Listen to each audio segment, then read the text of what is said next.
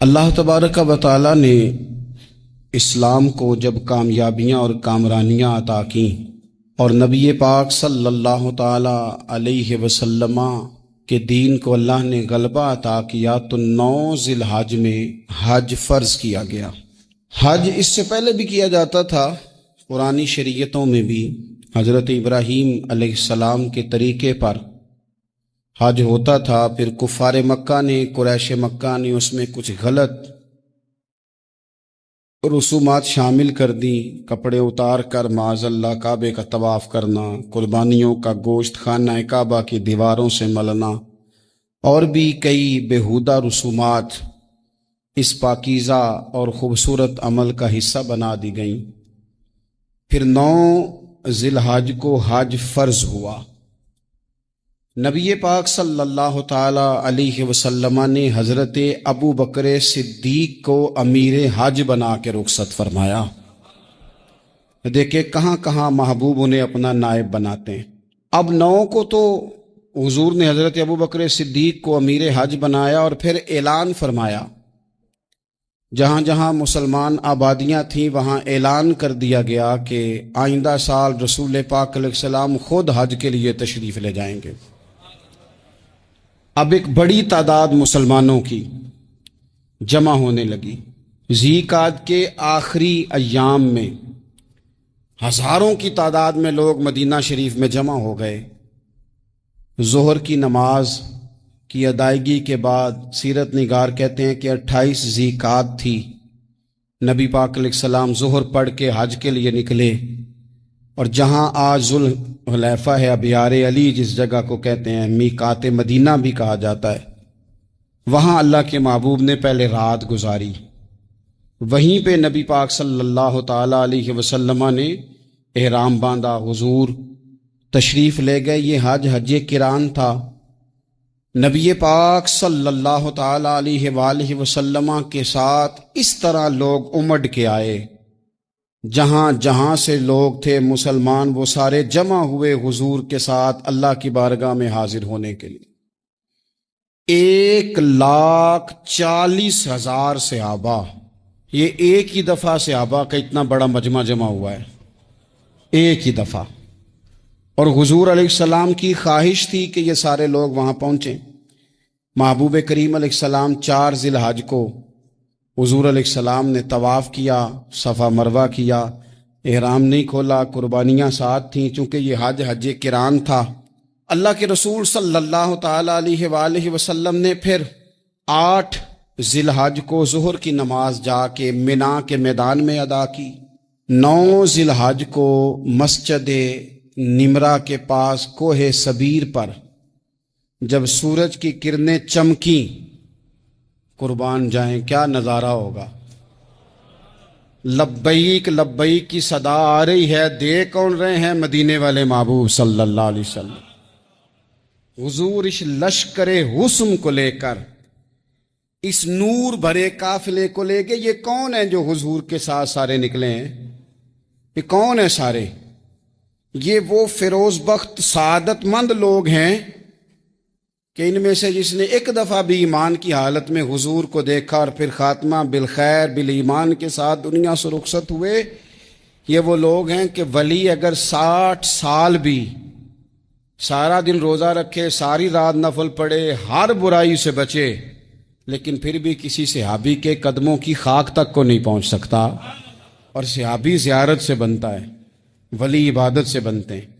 نبی پاک صلی اللہ تعالیٰ علیہ وسلم کے وہ سارے صحابہ کون ہیں؟ الصحابہ النجوم، یہ حضور کی چاروں جانب یہ چمک رہے ہیں، انہیں خود میرے نبی پاک نے ستارے فرمایا ہے۔ ایک سمت علی، ایک سمت عمر، صدیق ادھر، عثمان ادھر۔ ان جگمگ جگمگ تاروں میں بھلا مہتاب کا عالم کیا ہوگا؟ اور ہر کوئی فدا ہے بن دیکھے تو پھر دیدار کا عالم کیا ہوگا؟ تو نبی پاک صلی اللہ علیہ وسلم نے یہ وہ موقع تھا، 9 ذی الحج میدان عرفات، حضور صلی اللہ علیہ وسلم نے ظہر کی نماز ادا فرمائی، اور پھر کچھ توقف کے بعد حضور کے لیے اونٹنی پر کجاوا سجایا گیا، हुजूर अपनी कुस्वा नामी ऊँटनी पर सवार हुए, मेरे महबूब ने खुतबा देने का इरादा फरमाया। रब करीम ने इरशाद फरमाया, अल यौम अकमलतु लकुम दीनकुम, आज मैंने तुम्हारे लिए तुम्हारा दीन मुकम्मल कर दिया है। मुकम्मल हो गया दीन, इसके बाद कोई और दीन नहीं आएगा। इस आयत ने बता दिया कि हुजूर आखिरी नबी हैं, दीन मुकम्मल हो गया। अब किसी और पैगंबर की, रसूल की, दीन की, किताब की ज़रूरत बाकी। आज मैंने तुम्हारे लिए तुम्हारा दीन मुकम्मल कर दिया। और क्या खूबसूरत लफ्ज़ हैं कुरान पाक में, फरमाया व अतममतु अलैकुम नेमती, और आज मैंने तुम पर अपनी नेमतें तमाम कर दी हैं, नेमतें मुकम्मल कर दी। व रदीतु लकुमुल इस्लाम दीना, और अल्लाह फरमाते हैं मैंने तुम्हारे लिए दीन इस्लाम को पसंद किया है, ये मेरी रिज़ा है, ये दीन इस्लाम तुम्हारे लिए पसंद किया है। कोई बंदा सारी ज़िंदगी मखलूक की खिदमत करे, सारी ज़िंदगी रस्तों से कांटे उठाए, सारी ज़िंदगी खैर का काम करे, किसी को तकलीफ़ ना दे, लेकिन अगर मुसलमान नहीं ना, अगर कलमा नहीं ना पढ़ता, तो उसकी सारी उम्र की खैर भी किसी काम की नहीं। इसलिए कि रब फरमाता है जड़ दीन इस्लाम है, जड़ होगी तो फिर शाखें कबूल की जाएंगी ना। तो अगर जड़ ही सिरे से नहीं है तो खैर करने का माना। कुछ लोग कुफार की, मुशरिकीन की तारीफ करते हैं कि जनाब बल्ले बल्ले इतने वेलफेयर काम हो रहे हैं, तो याद रखो सबसे ज़रूरी जड़ है।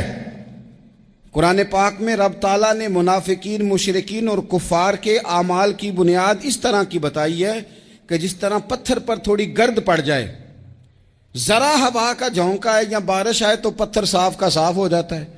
इनके अमाल इस तरह के हैं। उस खैर का क्या मतलब कि जिस खैर में ईमान ही शामिल नहीं। जब तक बंदा मोमिन ना हो उसका कोई अमल भी अल्लाह की बारगाह में काबिल कबूल नहीं होता। ये आयत नाजिल हो गई, फरमाया दीन मुकम्मल हो गया। ओ मेरे भाइयों, खुदा रा सोचो, कोई शय मुकम्मल नहीं दुनिया में, कोई शय भी। करोड़ों का मकान बना लो फिर भी कोई ना कोई नुक्स निकल ही आता है। कोई दुनिया में शय मुकम्मल है ही नहीं। अगर कोई शय मुकम्मल है तो वो मदीने वाले रसूल का दीन मुकम्मल है। मुकम्मल, जब हम कहते हैं ना मुकम्मल दीन, तो लोग समझते हैं तो शायद सादी सी बात है। ये वो वाली बात है जो दुनिया में कहीं नहीं पाई जाती। जब ये आयत नाजिल हुई थी ना, तो बुखारी में मौजूद है, एक बहुत बड़ा यहूदियों का आलिम हजरत उमर फारूक रदी अल्लाह ताला अन्हु से कहने लगा, ये जो तुम पर आयत नाजिल हुई है ना कि दीन मुकम्मल हो गया, ये अगर हम पर नाजिल होती ना, तो जिस दिन ये आयत नाजिल हुई होती हमने हर साल उसी दिन को ईद बना लेना था कि दीन मुकम्मल हो गया। अल यौम अकमलतु लकुम दीनकुम, दीन मुकम्मल हो गया। हम तो ईद बना लेते। तो हजरत उमर कहने लगे हम पर भी बड़ा फजल है। जिस दिन आयत नाजिल हुई थी अरफा का दिन भी था और जुमे का दिन भी था।